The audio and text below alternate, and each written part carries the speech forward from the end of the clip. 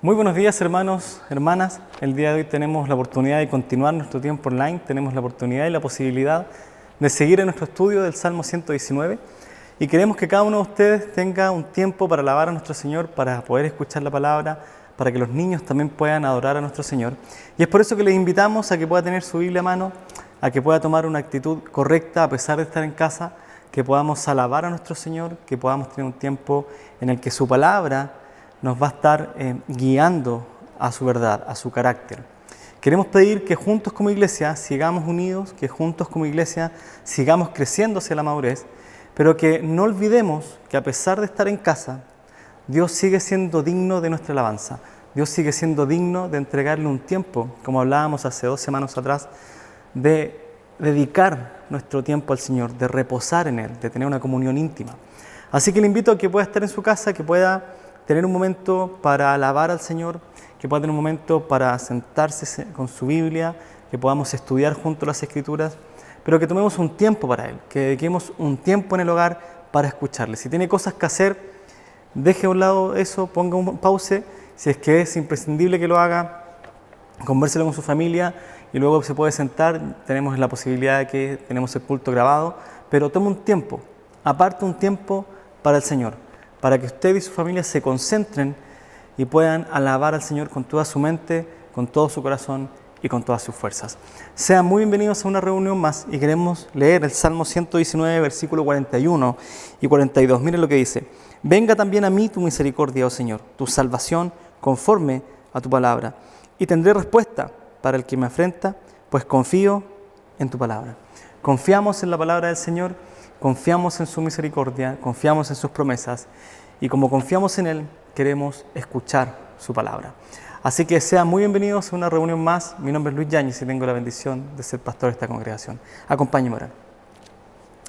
Señor, queremos ir delante de usted para darle gracias porque usted es un Dios digno de alabanza, porque usted, Señor, es un Dios de misericordia, un Dios, Señor, que no cambia, un Dios inmutable, un Dios fiel. Y es por eso, Señor, que cada vez que tenemos la oportunidad de reunirnos y de congregarnos online, recordamos, Señor, que usted no ha cambiado, Señor. La pandemia a usted no lo pilló por sorpresa.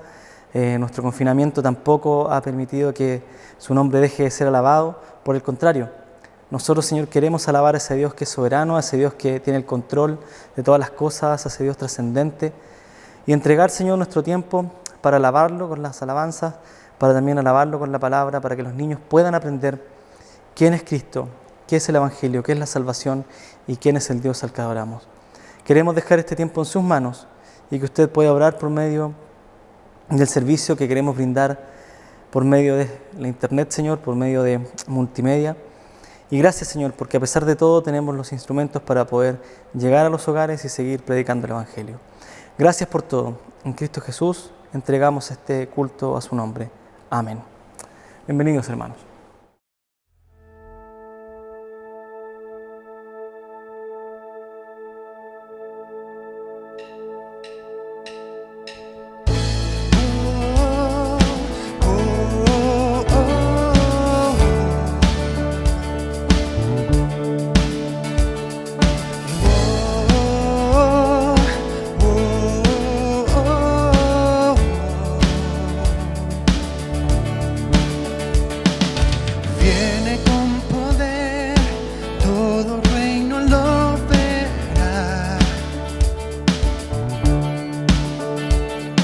Cadenas romperá, todos le adorarán. ¿Quién como el Señor, Dios fuerte? Él es el león, león de Judá. Él tiene el poder para liberar. Todos se postrarán ante ti. Él es el Cordero, Cordero inmolado, su sangre en la cruz borró mi pecado. Todos se postrarán ante el Cordero y el León. Todos se postrarán ante ti. Oh, oh, oh. Abrid las puertas hoy al Rey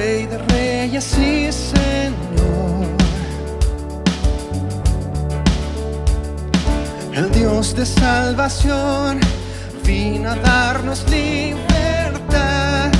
¿Quién como el Señor Dios fuerte?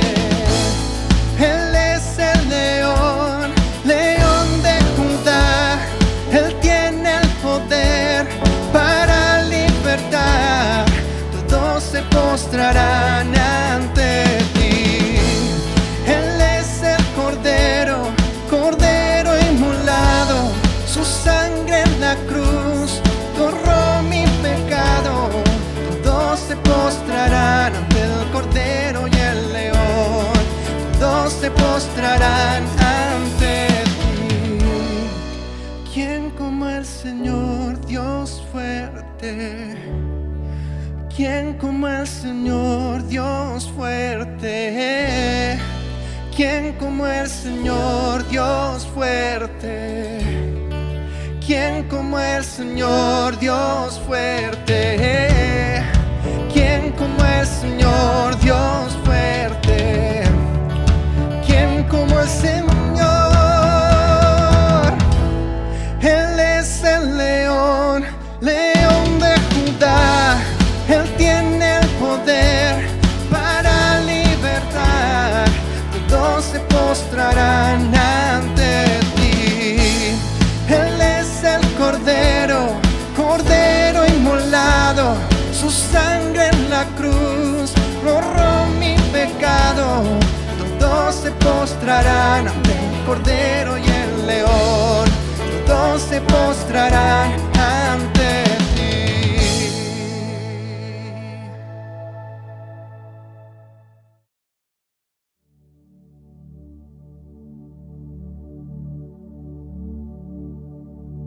Cristo, Cristo, en ti confío, ya tu amor probaste en mí. Cristo, Cristo, bello Cristo. Cuán dulce es confiar en ti.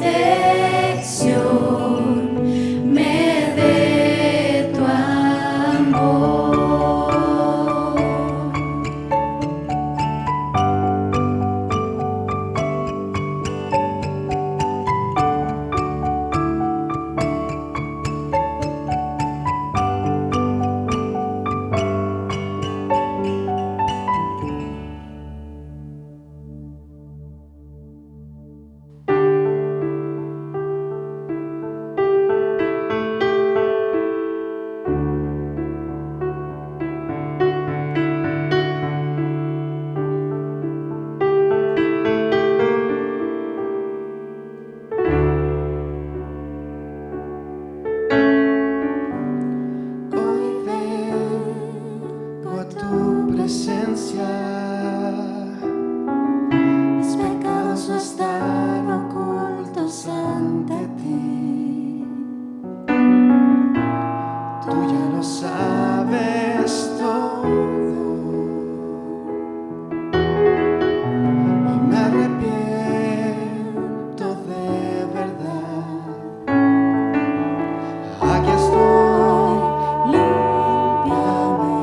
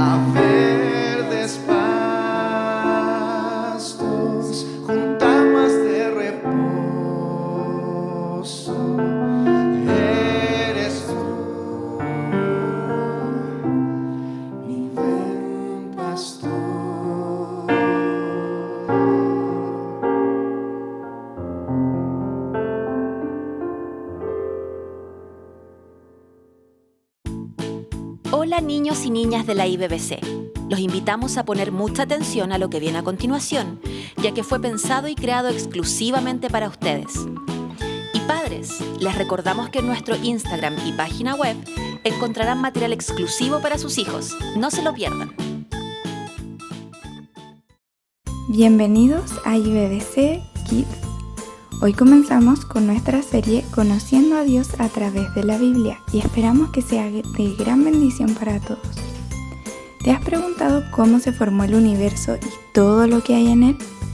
El hombre ha tratado de dar respuesta a esta pregunta por mucho tiempo. Algunos creen que de la nada y sin la ayuda de nada salió todo. Esto es imposible porque tanta maravilla y perfección no podría ser causa del azar. Génesis 1:1 nos dice: Dios en el principio creó los cielos y la tierra. Él, con su infinita sabiduría y poder, hizo que de la nada saliera todo, y solo con el poder de su palabra. Dios con su voz separó la luz de las tinieblas, creando el día y la noche. Con su voz separó las aguas y dio forma al cielo, el mar y la tierra. Con su voz creó todas las plantas, flores y árboles y las deliciosas frutas. Creó los peces, las aves y todos los animales. Y finalmente creó al hombre, pero a él lo hizo del polvo de la tierra y le sopló aliento de vida, con el fin de que estuviera a cargo de cuidar toda la creación. Cuando terminó, dijo: todo es bueno en gran manera, y finalmente descansó.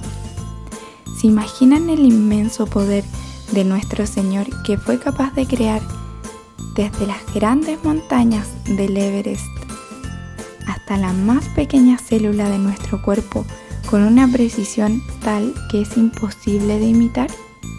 No hay nada ni nadie que se le compare. El Salmo 19:1 nos dice: los cielos cuentan la gloria de Dios y el firmamento anuncia la obra de sus manos. Y Romanos 1:20, porque desde la creación del mundo, las cualidades invisibles de Dios, es decir, su eterno poder y su naturaleza divina, se perciben claramente a través de lo que Él creó, de modo que nadie tiene excusa.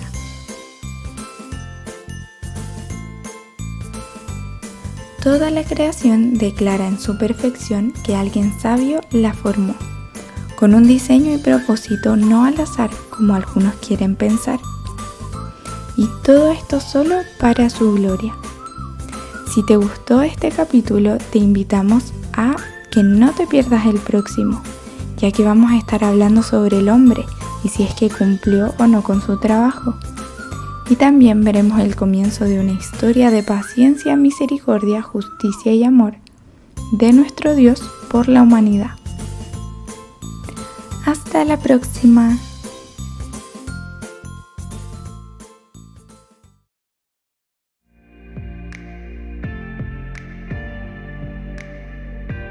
Las ofrendas y los diezmos siguen siendo a través de depósitos y transferencias en línea, y para ello tenemos un sistema de códigos que nos ayudan a diferenciar cuál es la naturaleza de cada ofrenda. Por ejemplo, si corresponde al diezmo, misiones u otro ítem específico. Si tienes alguna duda, contáctanos y estaremos felices de ayudarte. El grupo de jóvenes de nuestra iglesia está funcionando a través de reuniones virtuales todos los viernes. A lo largo de la pandemia, estas reuniones han sido de mucha bendición para ellos, pues los ha unido, animado y sobre todo guiado en el constante estudio de la palabra. Si quieres participar, contáctate con nosotros para conocerte y hacerte llegar el link de las reuniones. El grupo de juveniles se reúne todos los días martes en la tarde. Allí no solo han aprendido de la Biblia, sino también han podido conocer a hermanos de la congregación que han participado, enseñado y respondido las preguntas que ellos mismos han hecho sobre los temas que les interesan. Si quieres más información, puedes escribirnos y te contactaremos con las encargadas. todos los jueves son jueves de oración. A las 20:30 horas nos reunimos como iglesia para orar los unos por los otros. Ha sido realmente una tremenda bendición porque esta práctica no solo nos ha traído respuestas rápidas y precisas a las peticiones en sí mismas, sino que también nos ha hecho crecer en amor y cuidado entre nosotros. Nuestra iglesia está muy activa toda la semana, aun cuando tenemos que hacerlo de manera online. Por lo mismo, te invitamos a estar atento a nuestras redes sociales, porque a través de ellas avisamos y recordamos eventos, reuniones especiales y además compartimos reflexiones bíblicas que nos edifican a nosotros y que pueden ser fácilmente compartidas con otros. El día domingo tenemos nuestro culto en línea, el cual puedes ver a las 11 de la mañana en nuestro canal de YouTube, pero además tenemos una junta virtual vía Zoom luego de que termina la reunión. Nos encanta vernos en vivo, saludarnos, compartir peticiones de oración y acciones de gracias y ponernos al día de las últimas cosas que nos han pasado. Te invitamos a participar de este tiempo y vivir ese compañerismo que nos caracteriza. Hola queridos hermanos de la Iglesia Bíblica Bautista Cordillera y amigos que nos sintonizan a través de las redes sociales. Les queremos comunicar como Escuela Bíblica que este año continuamos con el tema más grandioso y glorioso que tiene la Escritura a través del Antiguo y Nuevo Testamento, que es el Evangelio, el glorioso Evangelio. Y que los autores y teólogos a través de la historia de la Iglesia en estos 2000 años han resumido todo el Evangelio de manera cronológica de la siguiente manera, con una etapa que se llama la creación, en la cual nosotros ya pudimos el 2020 aprender acerca de conociendo al Dios vivo, la teología propia, viendo los atributos de Dios, viendo cómo es nuestro Dios, quién es el Creador, y también comprende una etapa y una serie que vamos a comenzar ahora en marzo que se llama Conociendo al Hombre, la antropología. Luego, cronológicamente después de la creación viene la caída, la lamentable caída, en donde vamos a aprender a través de la serie Conociendo al Pecado, que es, los teólogos le llaman la amartiología.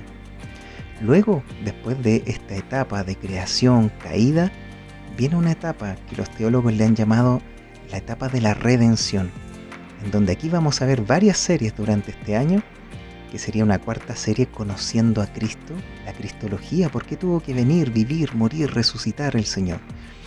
Luego una quinta serie, Conociendo la salvación, las implicancias de todos aquellos que hemos creído en Él. Cómo la salvación, la soteriología, comienza a tomar y a ganar terreno en el corazón del creyente contra el pecado. La sexta serie es Conociendo la Iglesia, la eclesiología. Y una séptima serie que sería Conociendo al Espíritu Santo, la neumatología. Todo en esa etapa gloriosa de la redención, en la cual nos encontramos hoy. Y una cuarta etapa que los teólogos le han llamado la consumación, en donde aprenderemos en una octava serie Conociendo la gloria futura, la escatología. Pero lo que nos compete hoy día, para comenzar este año 2021, es la serie Conociendo al Hombre, la antropología, donde veremos la creación, diseño y capacidad que Dios nos ha dado, la masculinidad y feminidad, con la cual estamos completos en unidad a través del matrimonio que Dios ha diseñado en nuestra tercera clase, y una cuarta clase donde completos en unidad, cómo afectamos también a nuestra sociedad, a nuestra cultura, a través del Evangelio. Y una quinta clase que sería un foro donde podemos resolver dudas, conectarnos a través de Zoom, en donde podemos resolver dudas en vivo, grabadas, y tener un tiempo para también reflexionar y dar un último resumen acerca de lo aprendido. Así que les dejamos a todos invitados que preparen su libreta de apuntes, su café, su lápiz, porque a partir del 16 de marzo y cada martes de 20:30 a 21:30 horas vamos a estar conectados a través de nuestro canal de YouTube para que todos puedan unirse, darle like y además compartir el enlace con personas, amigos también de otras iglesias o personas a las cuales quieran y estén interesadas en aprender de qué se trata el glorioso Evangelio. Bendiciones, les esperamos. Queridos hermanos y hermanas, vamos a continuar el día de hoy estudiando el Salmo 119. Y para hacer un recuento de lo que vimos la semana pasada, el domingo anterior hicimos la primera introducción al Salmo 119. ¿Cuál fue el objetivo de hacer esta primera introducción? Establecimos los 3 objetivos que queremos tener al estudiar el Salmo 119. Primero, queremos crecer intelectualmente. Para eso hablábamos de que necesitamos ir hacia la palabra del Señor, necesitamos la obra del Espíritu Santo en nuestras vidas para que nos ilumine las Escrituras cuando nos acercamos a ella, porque el mero conocimiento de la Biblia no trae edificación. Si la Biblia no nos es enseñada por el Espíritu Santo, no hay edificación en nuestras vidas. Así que hablábamos de crecer intelectualmente. ¿De qué manera? Haciendo la palabra de Dios nuestra prioridad fundamental. La santidad es la prioridad fundamental de nuestras vidas. Así que todo lo que hacemos, cada esfera de nuestra vida, tiene que ser guiada por la santidad. El primer objetivo entonces era crecer intelectualmente. Nuestro segundo objetivo fue crecer en comunión unos con otros. ¿De qué manera? Amándonos unos a otros, amando a los hermanos. Veíamos que las virtudes que tiene el fruto del Espíritu Santo, amor, paciencia, benignidad, gozo, todas ellas se reflejan en nuestro diario vivir cuando nos comportamos con paciencia, con amor, con dominio propio, con el prójimo. Así que resumíamos el primer objetivo de crecer intelectualmente en amar a Dios por sobre todas las cosas, y el segundo, relacionarnos los unos con los otros en comunión con amar a nuestro prójimo como a nosotros mismos. Y el tercer objetivo era crecer en devoción. ¿Y qué era esto de crecer en devoción? Vivir como embajadores del reino de Dios, de que nuestra vida refleje que somos embajadores del reino de Dios. Vivir en devoción es amar la voluntad de Dios, amar a Dios y amar su plan. Lo que Dios ama, nosotros amamos. Lo que Dios odia, nosotros odiamos. Si Dios no tiene relación con el pecado, nosotros tampoco. Si Dios tiene un plan global para el mundo, nosotros tenemos que estar involucrados en las misiones. Si Dios ama la santidad, nosotros somos un pueblo santo. Así que establecimos estas 3 metas el domingo pasado, en la primera introducción del Salmo 119, crecer intelectualmente, crecer en comunión y crecer en devoción. ¿Con qué fin? Con el fin de poder y aprender a glorificar a Dios con nuestra vida.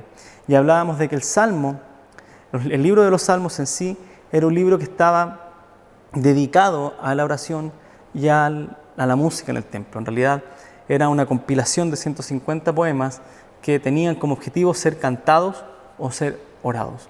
Así que dentro de ese contexto es que tenemos el Salmo 119, un salmo que exalta por sobre todas las cosas la palabra del Señor, un salmo que establece la palabra de Dios como la primera, fundamental, la prioridad principal de la vida del salmista. Todo esto para poder glorificar a Dios en cada área de nuestra vida. ¿Cómo resumimos todo esto? ¿Cómo podemos resumir lo que vimos la semana pasada? Con lo que queremos, a lo que apuntamos este año, que es ir hacia la madurez, que queremos crecer juntos como iglesia en madurez espiritual. Queremos ir cada vez acercándonos y que el Espíritu Santo nos guíe a ser a la imagen de Jesucristo. El día de hoy vamos a estar en nuestra segunda introducción. Tenemos 2 introducciones para el Salmo 119 y en esta segunda parte vamos a hablar sobre el rey David. Vamos a hablar específicamente sobre su actitud, su carácter, su corazón. ¿Y por qué el rey David? Es una buena pregunta. ¿Por qué el rey David? Y vamos a partir con lo siguiente. Y nos vamos a preguntar, ¿quién escribió el Salmo 119? ¿Quién es el autor del Salmo 119? Como veíamos la semana pasada y como acabamos de decir hace un momento, el Salmo 119 es una compilación de 150 poemas que su uso principal era ser cantados en el templo o ser orados. Y cuando hablamos de una compilación, entonces estamos hablando de que el libro de los Salmos no tiene un solo autor, sino que tiene varios autores, varias personas fueron las que compusieron estos salmos. Por ejemplo, entre sus autores tenemos a Asaf, a quien se le atribuyen 12 salmos, el Salmo 50, 73, 74, 82. Cuando usted abra el Salmo 50 va a ver que arriba, después del título del Salmo, va a decir Salmo de Asaf. Se le atribuye su autoridad. Perdón. Además tenemos a los hijos de Coré, a quien se le atribuyen 11 salmos. El Salmo 42 al 49, por ejemplo, son atribuidos a los hijos de Coré. Tenemos 2 salmos de Salomón.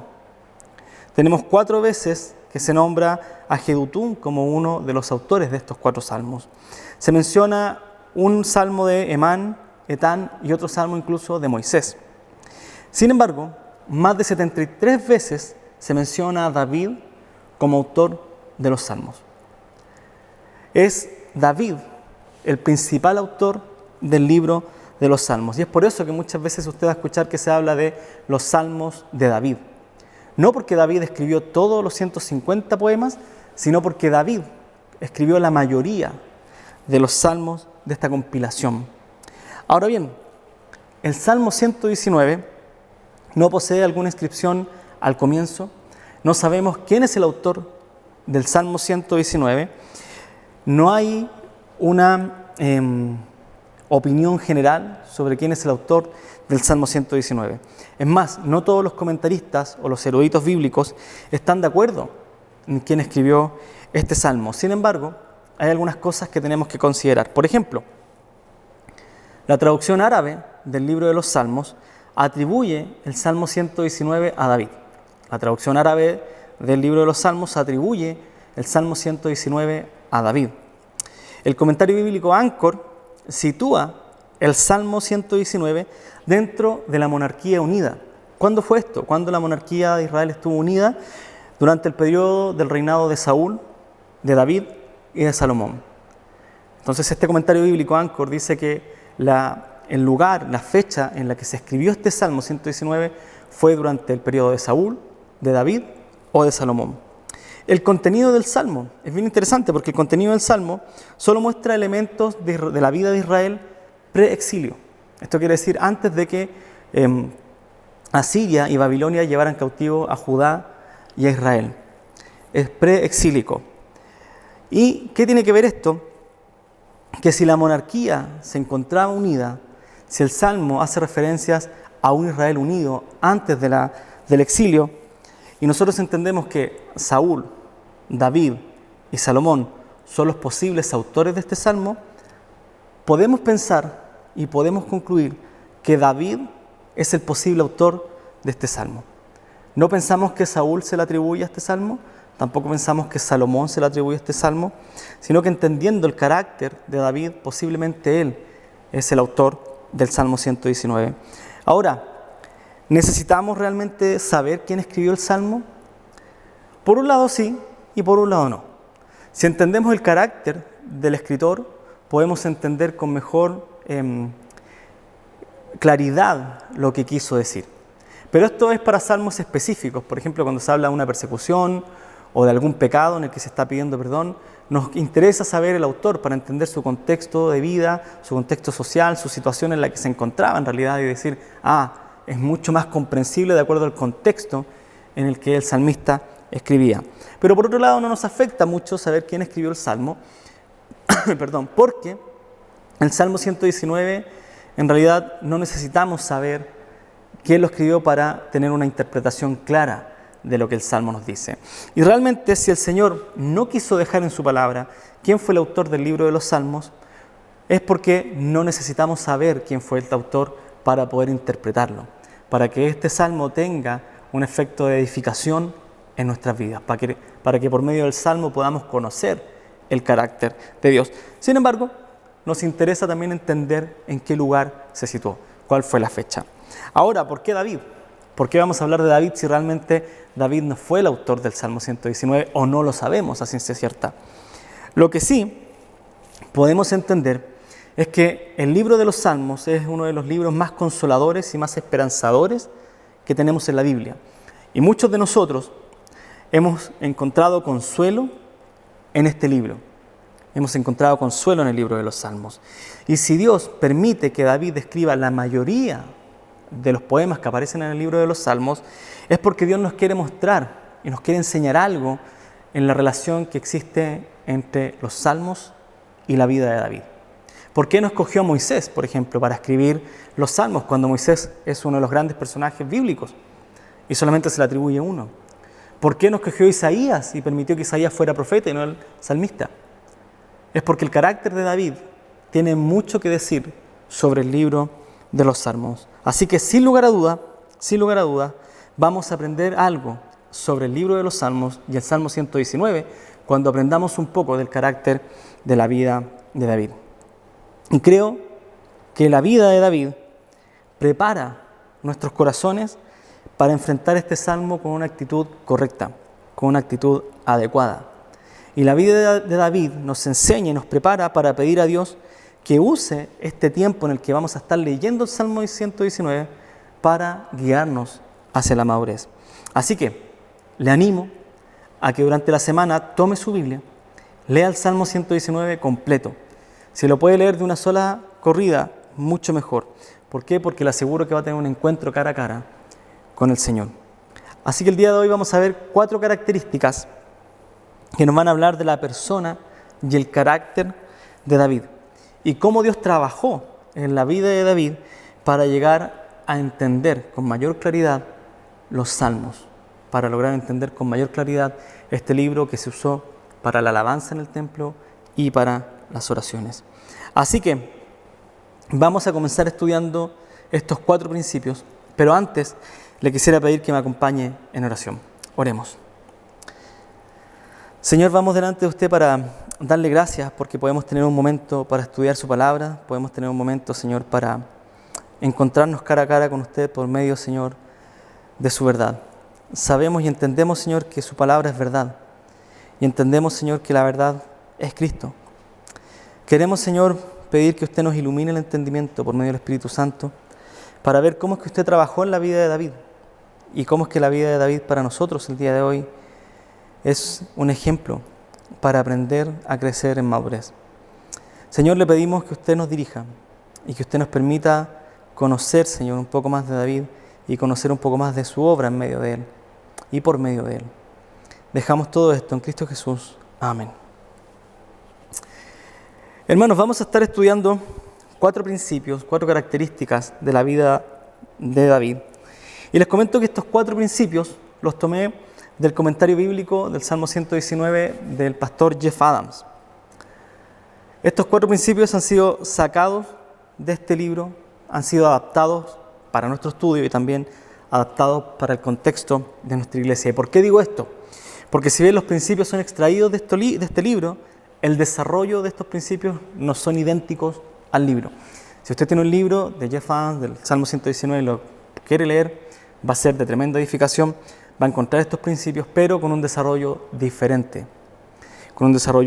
Así que vamos a ver estos 4 principios y quiero comenzar con una cita del pastor Jeff Adams, extraído de este libro, que dice de la siguiente manera. El pastor Jeff dice: es importante que usted capte la naturaleza personal de este salmo. Escuche bien, la naturaleza personal de este salmo, ya que mi desafío es que usted lo convierta en una realidad en su propia vida. Sus palabras no son para meramente impartirle conocimiento. Son espíritu y son vida, como dice Juan 6:63. Usted sacará máximo provecho del estudio de este salmo cuando empiece a llevar sus palabras nuevamente delante de Dios en oración, originándose desde lo profundo de su propio corazón. ¿Por qué comienzo con esta cita? Porque cuando estaba estudiando algunos comentarios sobre el Salmo 119 y me encuentro con esta cita, me doy cuenta de que hace un tiempo estuvimos haciendo un ejercicio muy particular en las reuniones de oración. Y estuvimos con algunos de ustedes en casa también aprendiendo este ejercicio. Ahora, me gusta que Jeff Adams hable del carácter personal de este salmo y que hable de que no tan solo son para impartir conocimiento. El domingo pasado hablábamos del principio que nos da Pablo, de que el conocimiento envanece, pero el amor edifica. Así que para que el salmo llegue a tener una actitud personal, necesitamos pedirle al Espíritu Santo que nos ilumine su palabra. Ahora bien, hace un tiempo atrás estuvimos hablando en las reuniones de oración y estuvimos haciendo un ejercicio en el que leíamos un salmo y luego orábamos aquello que el Señor nos iba enseñando sobre ese salmo. Si el salmo nos hablaba de mantenernos firmes como un árbol plantado junto a corrientes de agua viva, nosotros entonces le pedíamos al Señor que nosotros pudiésemos ser como ese árbol, que nos diera la fortaleza espiritual para poder crecer. Y aprendimos este ejercicio, lo pusimos en práctica durante un tiempo. Así que si esta semana va a estar leyendo el Salmo 119, sería bueno que volviera a poner estas palabras en oración. De que cuando esté leyendo el Salmo 119, pueda tomar aquello que el Señor le enseñó por medio de su palabra y lo ore, para que el Señor lo guíe por medio de su palabra hacia la madurez. ¿Cuáles son estos 4 aspectos de la vida de David? Primero, la actitud. La actitud. La actitud de David fue algo con lo que Dios trabajó en su vida para que pudiera servir al Dios Todopoderoso. Y cuando pensamos en el rey David, si hablamos sobre David, incluso hablamos con los niños sobre David, algunas cosas que van a salir va a ser sobre su reinado, que fue un rey obviamente, que fue un hombre de guerra. Quizás vamos a hablar sobre el periodo de persecución que sufrió por Saúl o quizás por su hijo Absalón. E incluso podemos hablar del pecado de David con Betsabé. Y esto es lo que se nos puede venir a la mente inmediatamente cuando usted piensa en David. La pregunta es, ¿qué pensaría Dios de David? ¿Cuál sería la imagen que Dios traería sobre David? ¿Qué evoca la persona de David para Dios? Y me gusta mucho porque Dios deja un testimonio de David que es exactamente igual en ambos testamentos. Si bien el nombre de David se cita constantemente en el Nuevo Testamento, Dios da un testimonio de él tanto en el Antiguo Testamento como en el Nuevo. Y miren lo que dice 1 Samuel 13, versículo 14. Esto es luego de que Dios desecha a Saúl como rey. Miren lo que dice 1 Samuel 13, versículo 14. Porque ahora tu reino no perdurará. El Señor ha buscado para sí, y mire el testimonio de Dios para con David. El Señor ha buscado para sí un hombre conforme a su corazón. Y el Señor le ha designado como príncipe sobre su pueblo, porque tú no guardaste lo que el Señor te ordenó. El testimonio que Dios da sobre David es que fue un hombre conforme a su corazón. La pregunta es, ¿qué entendemos cuando leemos que David fue un hombre conforme al corazón de Dios? Podemos entender quizás que David sentía lo que Dios sentía. O podemos pensar incluso que David constantemente estaba buscando hacer la voluntad de Dios. Sin embargo, ambas cosas no es lo que la Biblia quiere enseñar. Si entendemos que David sentía lo que Dios sentía, estamos equivocados. ¿Por qué? Porque cuando comprendemos la naturaleza de Dios, vamos a entender que Dios no se ve afectado por las cosas que a nosotros nos afectan. Dios no se entristece por las cosas que a nosotros nos entristecen y Dios nos alegra por las cosas que a nosotros nos alegran. Y esto no quiere decir, por favor entiéndame bien, no quiere decir que Dios no está interesado en nosotros. Por el contrario, Dios está muy interesado en nosotros. De hecho, envió a su Hijo a morir por nosotros en la cruz. Dios nos quiso salvar, quiso rescatar un pueblo, porque le interesaba su pueblo. ¿Por qué? Porque le interesaba su gloria. Cuando hablamos de esto, queremos decir que Dios en su ser es infinitamente superior a nuestro ser. Dios es trascendente. Y la manera en que nosotros sentimos no se compara a la manera en que Dios siente. Dios no se entristece por lo que nosotros nos entristecemos. Dios es infinitamente superior en su ser. Ahora, si pensamos que David buscaba constantemente la voluntad de Dios, también nos equivocamos. ¿Por qué? Porque inmediatamente podemos pensar en que David pecó voluntariamente, es más, lo planificó, cuando decidió traer a Urías de la guerra y lo mata para poder quedarse con la mujer de Urías, Betsabé. Así que David también era un hombre pecador. No siempre buscó la voluntad de Dios. David también necesitaba un redentor. David también necesitaba de Cristo. Así que la pregunta es, ¿a qué se refiere la Biblia cuando dice que David era un hombre conforme al corazón de Dios? Mire lo que dice el Nuevo Testamento, porque el Nuevo Testamento nos aclara un poco más esto. Hechos 13:22, el mismo testimonio. Después de quitarlo a Saúl, les levantó por rey a David, del cual Dios también testificó y dijo: he hallado a David, hijo de Isaí, un hombre conforme a mi corazón, que hará toda mi voluntad. Que David sea un hombre conforme al corazón de Dios quiere decir que va a ser un hombre que hiciera toda la voluntad de Dios. ¿Qué se refiere a esto? Porque acabamos de decir que David no buscaba constantemente la voluntad de Dios. Una de las características de David, que me gusta como lo dice Jeff Adams, es que su característica más sobresaliente fue su actitud hacia Dios y la palabra de Dios. Que David sea un hombre conforme al corazón de Dios significa que David era un instrumento escogido por Dios para llevar a cabo su voluntad. Dios escoge a David como instrumento para llevar a cabo su voluntad. A diferencia de Saúl y de Salomón, David comprendió que no se trataba de su historia. David comprende que se trataba de lo que Dios haría por medio de él. Así que David aprende de su pecado, se arrepiente y vuelve a servir a Dios. Aprende a amar la santidad. Él entiende que el pecado con Betsabé tenía una consecuencia, que fue el fallecimiento del primer hijo que iba a tener con Betsabé. Sin embargo, se levanta y continúa. ¿Por qué? Porque no es su historia. Es la historia de Dios por medio de David. David entiende que Dios iba a hacer su voluntad por medio de David. Y veamos un poquito el contexto en el que David fue preparado para ser rey. Lo primero, el pueblo, en 1 Samuel 8, versículo 19 al 20, pide a Dios un rey. El pueblo le pide a Dios un rey.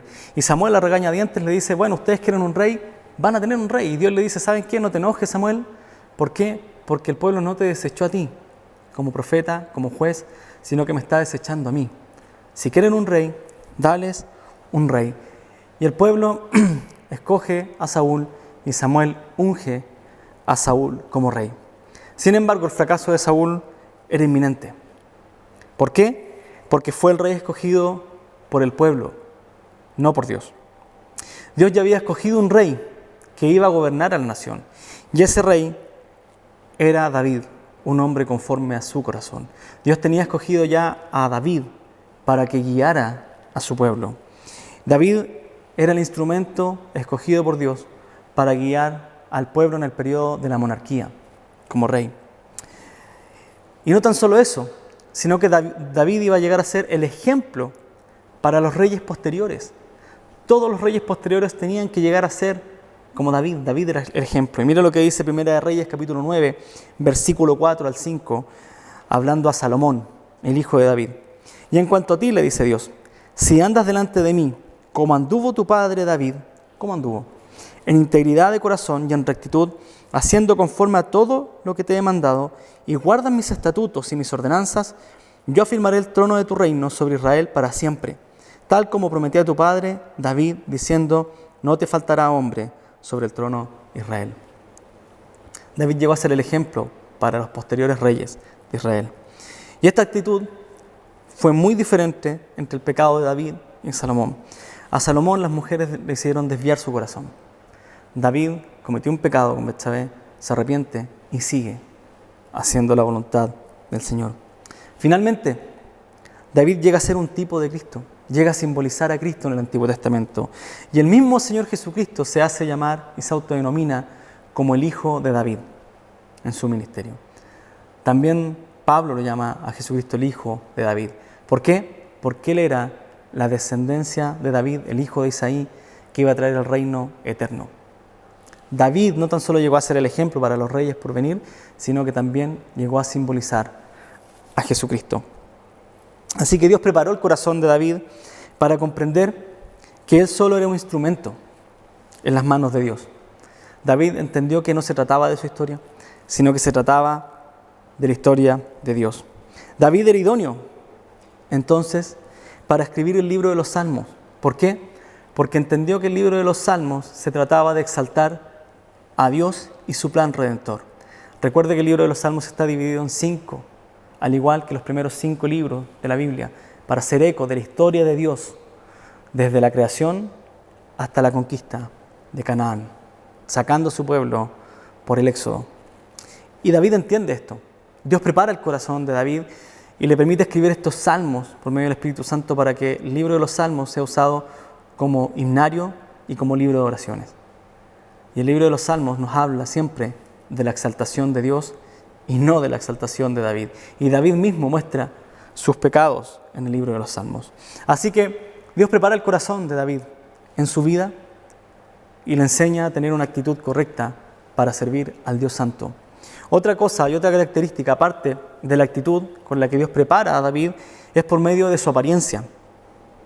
Y la apariencia de David lo preparó para llegar a ser un buen rey y un buen líder para el pueblo de Dios. A diferencia de David, Saúl tenía todo lo que el pueblo quisiera de un rey o de un líder. Mire lo que dice 1 Samuel, capítulo 9, versículo 2.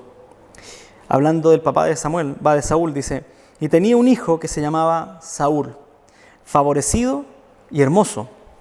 No había otro más hermoso que él entre los hijos de Israel. De los hombros arriba sobrepasaba a cualquiera del pueblo. No existía hombre más hermoso que Saúl en el pueblo de Israel. No existía otro. Era el hombre más hermoso. Además era alto. Cualquier persona que pasaba delante de Saúl podría haber quedado sorprendido al ver su apariencia física. Y la gente, al verlo, el pueblo lo escoge como rey. Dios prepara, sin embargo, a David de otra manera. Dios trabaja en David su carácter, su hombre interior, no su apariencia. Esto no quiere decir que David era un hombre feo, no, por el contrario, de hecho también se habla de que era hermoso, pero Saúl era aquel que sobrepasaba a todos. Sabemos que gran parte de su vida David la pasó arrancando de Saúl, siendo perseguido constantemente. Pero esto fue fundamental para David. Fue fundamental, aprendió a confiar en Dios, aprendió a amarlo. Y aprendió no tan solo a amar a Dios, sino que también aprendió a amar a su prójimo, a Saúl, porque 2 veces le perdonó la vida mientras lo perseguía. David aprendió a crecer en este tiempo en madurez, amando a Dios por sobre todas las cosas y amando a su prójimo. David en este tiempo aprendió de la guerra, a ser valiente, a defender el pueblo de Dios. Aprendió a esperar el tiempo de Dios para ser rey. Él era el legítimo rey. David fue ungido a los 17 años, pero comenzó a reinar a los 30 años. David, a diferencia de Saúl, aprendió a colocar su vista en las cosas eternas, por lo que jamás quiso usurpar el reino de Saúl, aun cuando él sabía que era el rey legítimo por Dios. Aún así no quiso usurpar el trono. Aprendió a esperar el tiempo de Dios. Y acá quisiera también hacer un pause y hablar específicamente de las personas que tienen un llamado pastoral o un llamado a las misiones. Porque lamentablemente he visto cómo iglesias se separan o gente sale dañada porque al tener un llamado, la ansiedad y el deseo de servir a Dios termina dividiendo la iglesia o dañando a las personas. Dios trabaja por medio de los procesos. Y si Dios está colocando un deseo pastoral o un deseo a las misiones, no apresuremos los tiempos de Dios. Dios trabaja por medio de los procesos. He visto a hombres y a mujeres que se van de la iglesia porque querían gobernarla ya. He visto a hombres y mujeres con llamados misioneros que se van de la iglesia porque no le dieron espacio para cumplir la misión. Como también he visto pastores que han sacado gente de la iglesia porque tenían temor de que estos hombres o mujeres les iban a quitar su posición. Si Dios llamó a alguien, Él se encarga de prepararlo todo el tiempo. Y si tienes un llamado pastoral o un llamado a las misiones, déjame comentarte algo. Y es que Dios trabaja en el carácter de sus siervos. David aprendió por medio de su apariencia que Dios trabaja por su carácter. Saúl lo sobrepasaba por sobre todo y el pueblo lo seguía. Pero Dios estaba con David, no con Saúl. Dios se encargó de colocar a David en su tiempo. Miren lo que dice 1 Corintios 4, versículo 16 al 18.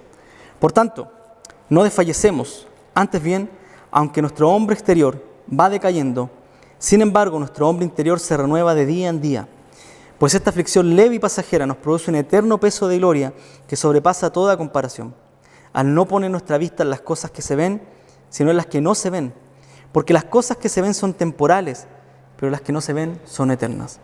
Yo me imagino a David siendo ungido a los 17 años, arrancando, corriendo, y de repente diciendo: Señor, ¿cuándo es mi tiempo? ¿Cuándo es mi tiempo? Cuando llega a gobernar se da cuenta que el hombre exterior se desgasta, pero él puso los ojos en las cosas eternas. Cuando nuestro carácter comienza a cambiar, no quiere decir que nos hemos esforzado mucho para que nuestro carácter cambie. Tiene que ver con que Dios está guiando nuestras vidas por medio del Espíritu Santo. Y este trabajo que Dios hace en estos procesos ha permitido que aprendamos a colocar nuestros pesares, nuestros malestares, ansiedades y todo delante del Señor para ser transformados a la imagen de Cristo. Cuando nuestro carácter cambia es porque el Espíritu Santo está trabajando. Mire lo que dice Efesios capítulo 3, versículo 14 al 19. Por esta causa, pues, doblo mis rodillas ante el Padre de nuestro Señor Jesucristo, de quien recibe nombre toda familia en el cielo y en la tierra, que os conceda conforme a las riquezas de su gloria, ser fortalecidos con poder por su Espíritu en el hombre interior, en nuestro carácter. De manera que Cristo more por la fe en vuestros corazones, y que arraigados y cimentados en amor, seáis capaces de comprender con todos los santos cuál es la anchura, la longitud, la altura y la profundidad, y de conocer el amor de Cristo, que sobrepasa el conocimiento, para que seáis llenos hasta la medida de toda la plenitud de Cristo. Cuando nuestro carácter cambia, guiado por el Espíritu Santo, es porque estamos amando el plan de Dios. Estamos siendo llenados a la medida de Dios. Esto es, estamos creciendo a la imagen de Cristo. Estamos madurando. Mire el tiempo que transcurrió entre que David fue ungido y comienza a reinar. Pasan 13 años desde que David comienza a reinar. Comienza a reinar a los 30 años, según 2 Samuel 5, versículo 3 al 5. Y se cree, por las fechas, que David fue ungido aproximadamente a los 17 años de edad. Pasan 14 años para que David comience a gobernar a todo Israel, lo que se conoce como el periodo temprano. Sin embargo, pasan 25 años para que David sea reconocido por todo Israel como rey, lo que se conoce como el periodo tardío del reinado de David. En total, David reinó 40 años. 40 años. 40 años estuvo reinando David, pero Dios trabajó 13 años en su vida, desde que fue ungido hasta que comenzó a reinar. Primera de Reyes 2, versículos 10 al 11 dice: durmió David con sus padres y fue sepultado en la ciudad de David. Los días que David reinó sobre Israel fueron 40 años. 7 años reinó en Hebrón y 33 reinó en Jerusalén. Y es muy interesante porque cuando miramos la vida de David y miramos nuestra propia vida, debemos aprender lo siguiente, y es que Dios trabaja nuestro carácter por medio de los procesos y circunstancias de nuestra vida. Y a mí personalmente me parecía muy particular cuando veía la cronología de David, que yo recordé mi llamado. Me convierto a los 19 años, a los 3 meses entiendo que Dios me está llamando, a los 20 acepto el llamado, y ya a los 21 ya pensé que podía empezar a pastorear. Y la ansiedad empezó a carcomerme. Empecé a ser muy ególatra con respecto al conocimiento bíblico. A los 3 años de convertido, me voy de la iglesia en la que estoy. Llego a esta iglesia en la actualidad. Luego nos vamos a estudiar con mi esposa, y aproximadamente entre los 27 y 28 años, en Estados Unidos, soy ordenado pastor de la iglesia. Y luego, a los 33, comienzo el pastorado en esta iglesia. Actualmente tengo 35. Y me llamaba la atención porque de los 20 años que acepto el llamado hasta los 33 que comienzo el pastorado, pasan estos 13 años de ansiedad, en que Dios va trabajando el carácter, en que Dios va trabajando mi teología, en que Dios va trabajando mi vida con mi familia, en que Dios me permite ser padre, a resolver conflictos y un montón de cosas más. Pero ¿qué sucede? Que este tiempo es el que Dios ocupa para trabajar. Y cuando usted converse con un pastor o con un misionero, se va a dar cuenta que hay un periodo de tiempo, desde su llamado hasta que empieza a ejercer el ministerio, en el que Dios trabajó su carácter. Y esto lo podemos ver no tan solo en este proceso de una persona que es llamada al ministerio o a las misiones, sino en todas las áreas de nuestra vida. Desde que nos convertimos necesitamos un discipulado. Vamos a tener la escuela del sufrimiento, que vamos a tener que aprender a sufrir delante de Dios, de la decepción, de la soledad. Vamos a tener que aprender a vivir como cristianos en la escuela, en la universidad, en el trabajo, en el matrimonio. Aprender a guiar un matrimonio, aprender a vivir el matrimonio a la imagen de Cristo, como Cristo y la iglesia. Aprender la crianza. Son procesos que Dios hace en nuestras vidas y que muchas veces quisiéramos no vivirlos, pero son necesarios para que Dios actúe en nuestro carácter. Así que Dios primero trabajó en la actitud de David y luego trabajó por medio de su apariencia para que él pudiera aprender a servir al Dios vivo. Una tercera cualidad es la unción. ¿Qué es la unción? Lo que preparó Dios para que David pudiera manejar de buena forma el poder como rey. Saúl se desvió por el poder, Salomón se desvió por el poder y las mujeres. David se mantuvo firme. Pecó, pero se mantuvo.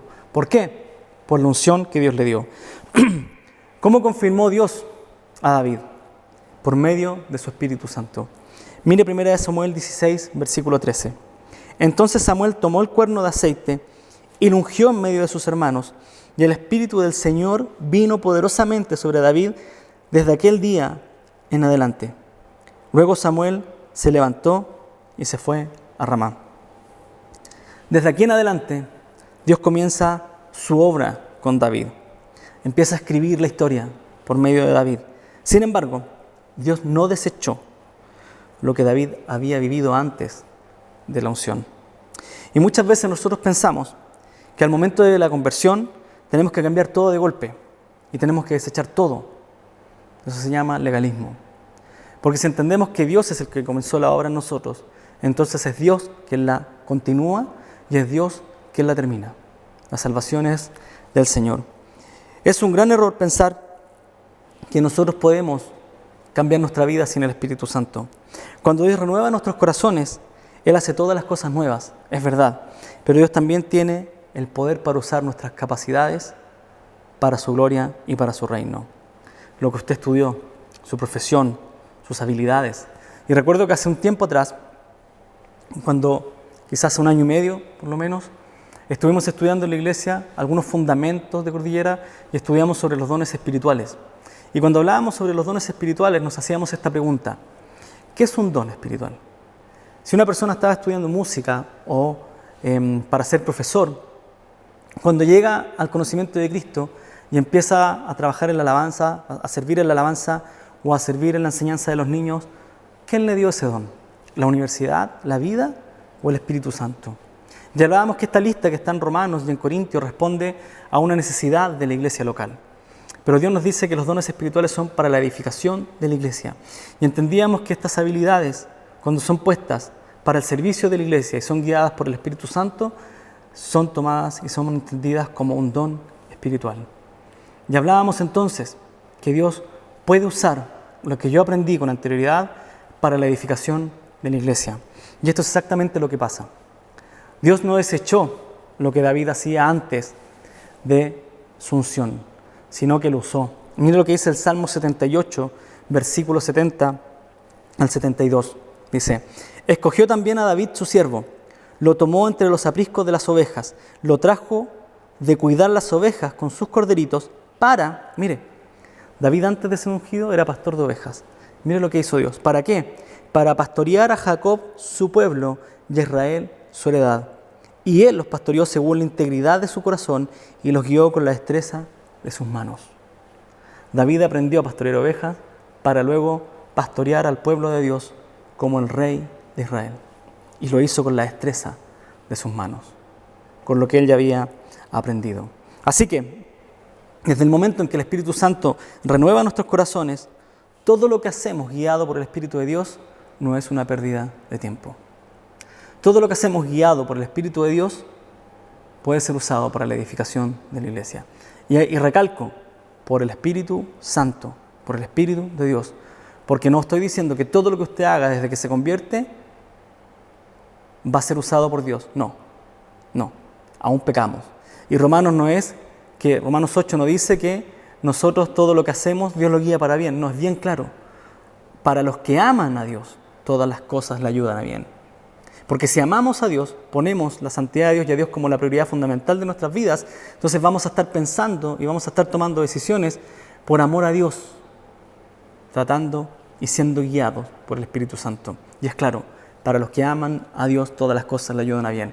Esto no quiere decir que yo hago despelote y medio y Dios lo tiene que arreglar. No. Dios no está para arreglar lo que nosotros hacemos. Dios transforma nuestras vidas para que aprendamos a tomar decisiones, pero también nos permite tener consecuencias sobre nuestros actos. Dios es un Dios justo Dios es un Dios justo. Así que cuando nosotros somos renovados por el Espíritu Santo, al igual que David, aprendemos a luchar por la fe, aprendemos a vivir por la fe, aprendemos a arrepentirnos de nuestros pecados para que nuestra vida cambie, porque hemos establecido la santidad como prioridad. Aprendemos de nuestra debilidad, que necesitamos del Espíritu Santo. Aprendemos que solo el Espíritu Santo puede continuar nuestra renovación espiritual para que lleguemos a la imagen de Cristo. Aprendemos que Dios usa lo que antes hacíamos para que podamos ser instrumentos en sus manos. Nos enseña el Señor a criar a nuestros hijos, a tener una vida relacional, a tener una vida en el trabajo, etc. Aprendemos a vivir agradecidos por lo que Dios hace en nuestras vidas. Esto es aprender a vivir por medio de los procesos.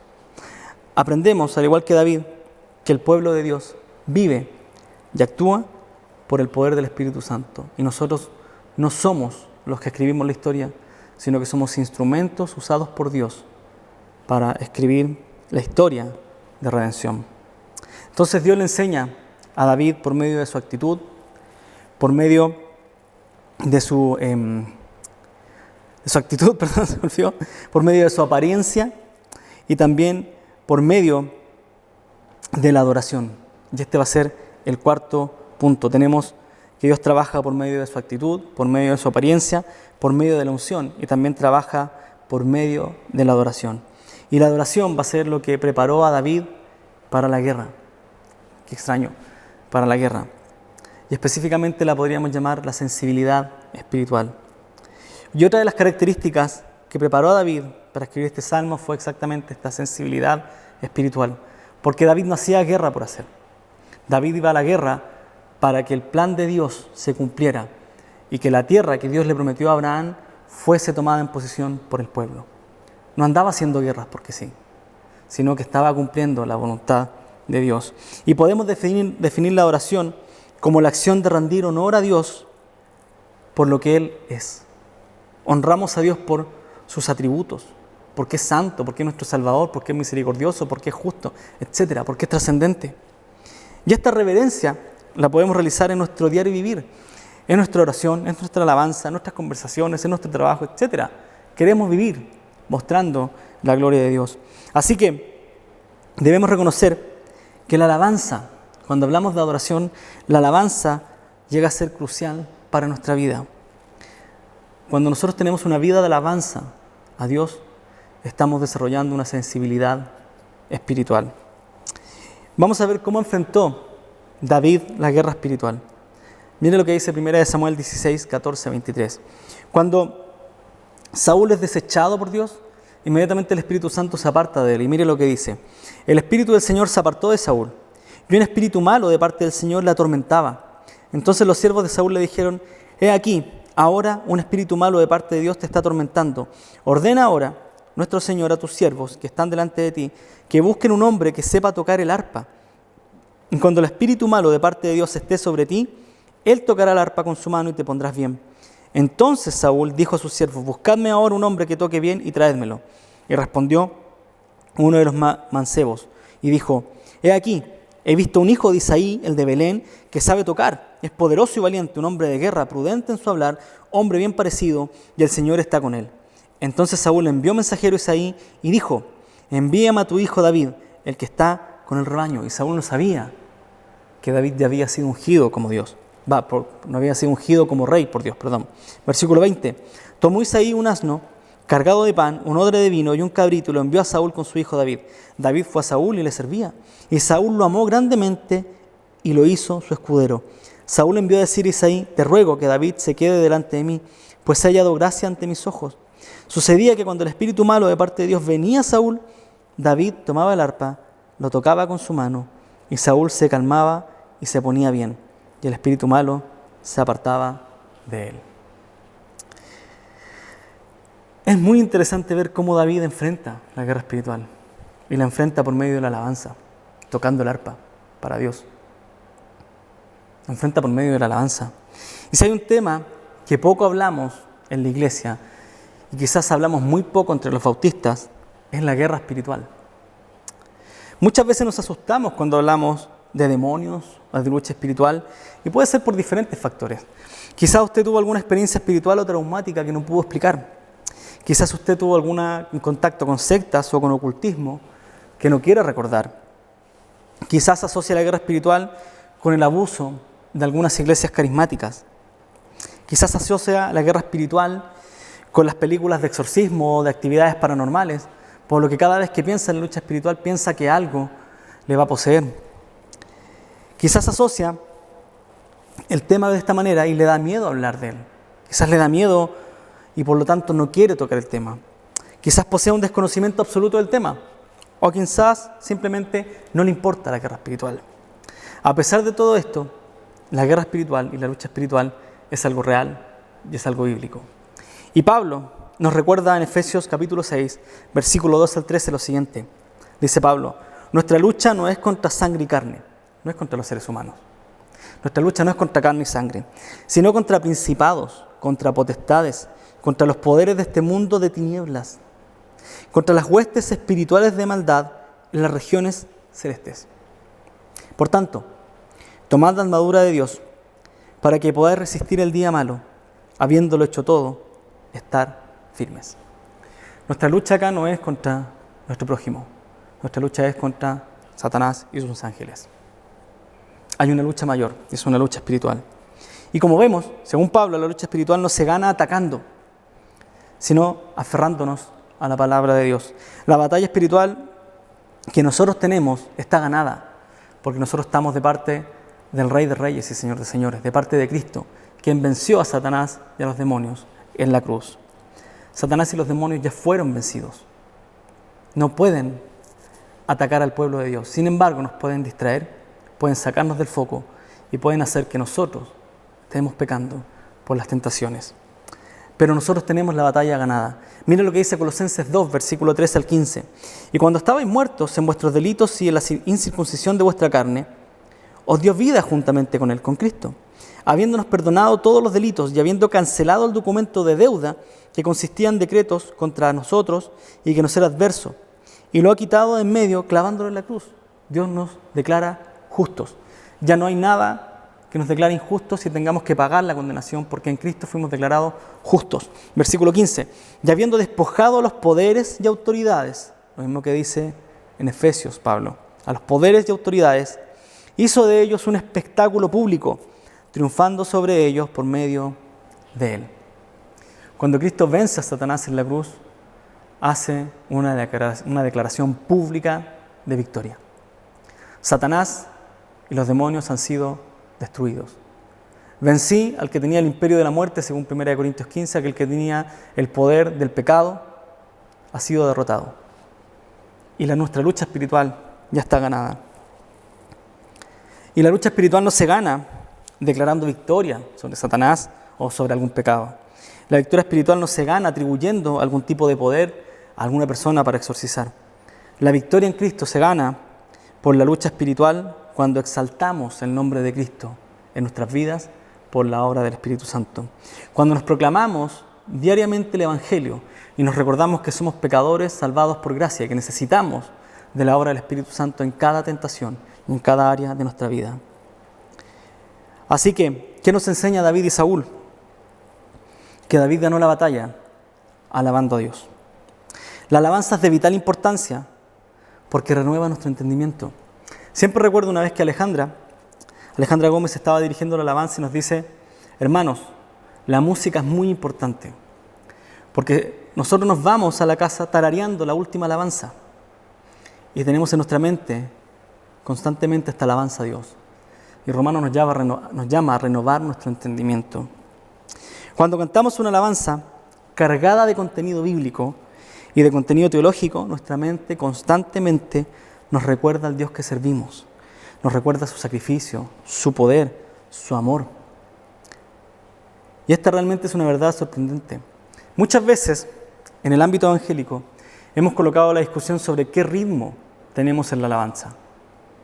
Y la verdad es que si usted le pone un himno antiguo a un joven de 14, 15 años, lo más probable es que se va a aburrir y va a dejar de escuchar eso.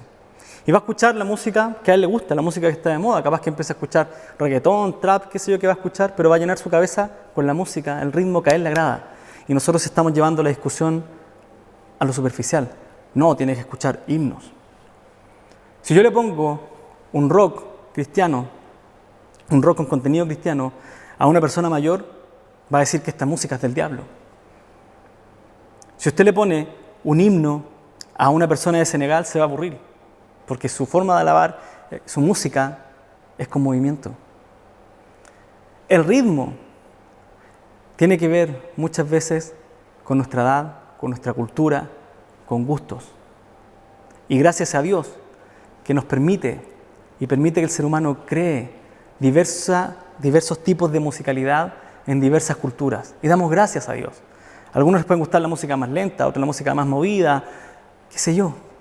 Pero las culturas crean música, porque Dios nos dio esa capacidad de crear. Lo que importa en la alabanza es el contenido de la alabanza. ¿Qué estoy cantando? ¿Tiene contenido bíblico? ¿Tiene contenido teológico? ¿Cómo estoy alabando a Dios? Lo que interesa en el crecimiento espiritual y en la alabanza es lo que yo estoy llevando a mi mente para alabar a Dios. Si voy a estar alabando a Dios, si voy a estar recordando en esa alabanza que Dios es santo, justo, bueno, misericordioso, no importa el ritmo que tenga, usted está alabando a Dios. Usted le puede colocar en la mejor música y si todo el rato está diciendo que usted es el centro, que necesitamos gritar aleluya, que necesitamos hacer palmas y no dice nada con contenido bíblico, eso no es alabanza. No está edificando a la iglesia. La discusión no es superficial sobre el ritmo, la discusión es sobre el contenido de lo que estamos cantando. Y mire, ¿por qué le digo que esto es muy importante? Porque Pablo, antes de hablar sobre la armadura del espíritu y la lucha espiritual, en Efesios 5 nos habla de cómo tenemos que aprender a vivir. Y mire lo que dice Efesios 5, versículo 15 al 21. Por tanto, tened cuidado como andáis, no como insensatos, sino como sabios, aprovechando bien el tiempo, porque los días son malos. Así pues, no seáis necios, sino entended cuál es la voluntad del Señor. ¿Cuál es la voluntad del Señor? Versículo 18. Y no os embriaguéis con vino, en lo cual hay disolución, sino sed llenos del Espíritu. ¿Qué nos va a decir? Así como una persona se embriaga y pierde el control de su cuerpo, ya no es guiado por su voluntad, sino que porque está embriagado, tenemos que ser guiados por la voluntad de Dios. Tenemos que ser llenos del Espíritu Santo para ser guiados por Dios. ¿Cómo? Versículo 19. Hablando ante vosotros con salmos. ¿Salmos? Himnos y cantos espirituales, cantando y alabando con vuestro corazón al Señor, dando siempre gracias por todo en el nombre del Señor Jesucristo, a Dios el Padre, sometiéndose unos a otros en el temor de Cristo. Y esto es sorprendente, porque antes de hablar de la lucha espiritual, Pablo nos va a decir, llénense del Espíritu Santo. ¿Cómo? Canten salmos, canten himnos, canten alabanzas, den gracias a Dios. Pablo nos anima a vivir como sabios, y esto es ser llenos del Espíritu. Lo que me interesa es que Pablo nos anima a cantar salmos. ¿Se acuerda para qué fue escrito el libro de los salmos? Para ser el himnario del templo, para ser el libro de oraciones del templo. Pablo nos está diciendo, quiere vivir espiritualmente, quiere crecer y quiere enfrentar la guerra espiritual de una buena manera, haga como lo hice con David. Crezca en adoración. Llene su cabeza de salmos, hable de himnos, hable del poder de Dios, porque va a estar renovando su mente. Así que Dios trabajó con David en su actitud, en su apariencia, en su unción y en su adoración. ¿Para qué? Para que este hombre pudiese escribir la mayoría de los salmos que se usaron para alabar a Dios. Porque en su vida aprendió que no se trataba de su historia, sino de la historia del Dios vivo. David nos va a enseñar que el Espíritu Santo es que nos lleva a la madurez, que nosotros no somos el centro de la historia nuevamente, que Dios nos está usando como medio para escribir su historia de la redención, donde Cristo es Rey, no nosotros, donde el Espíritu Santo es nuestro maestro, no nuestra sabiduría, donde la Biblia es nuestro manual, no los libros que encontremos por ahí. Nos puede enseñar mucho, pero la Biblia es nuestro manual de vida. La iglesia es su pueblo, el mundo es nuestra misión y donde Dios es glorificado.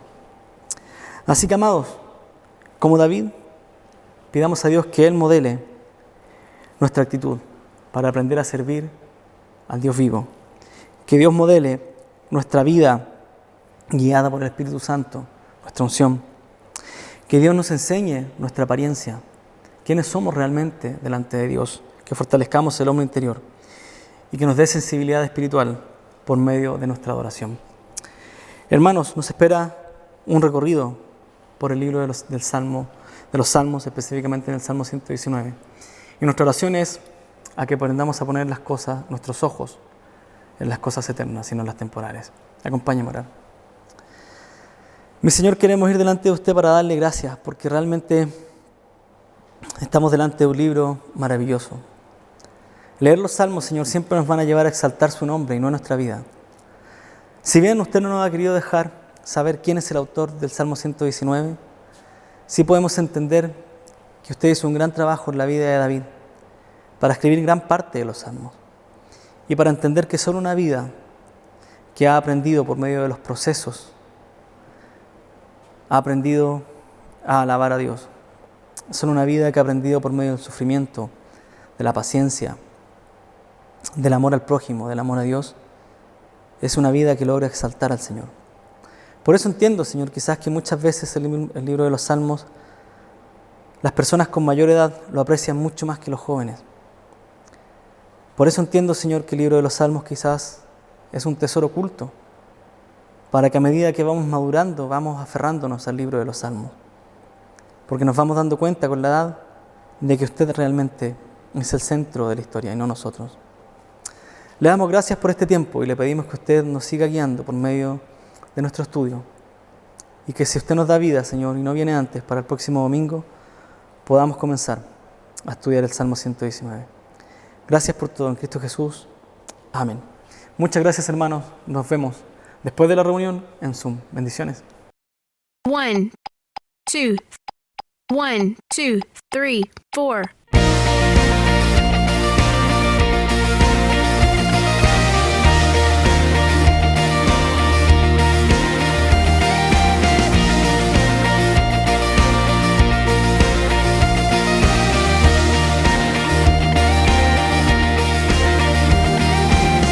Quien rompe el poder del pecado, su amor es fuerte y poderoso, el Rey de gloria, el Rey de majestad.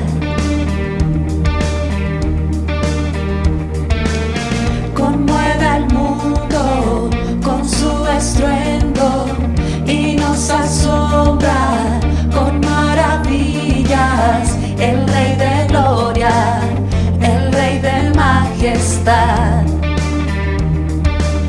Gracia sublime es, perfecto es tu amor, tomaste mi lugar, cargaste tú mi cruz, tu vida diste ahí, y ahora libre soy.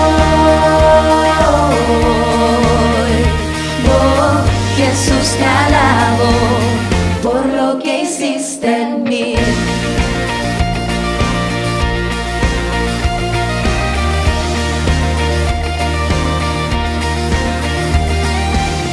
Pusiste en orden todo el caos, nos adoptaste como tus hijos, el Rey de gloria, el Rey de gloria, el que gobierna con su justicia y resplandece con su belleza, el Rey de gloria, el Rey de majestad.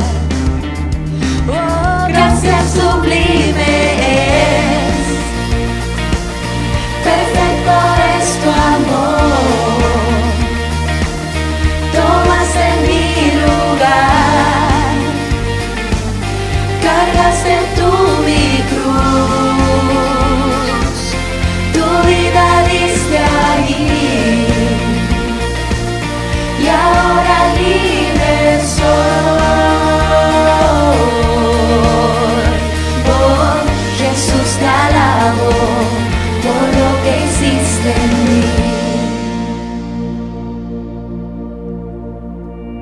Digno es el Cordero de Dios.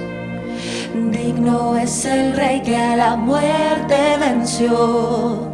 Digno es el Cordero de Dios.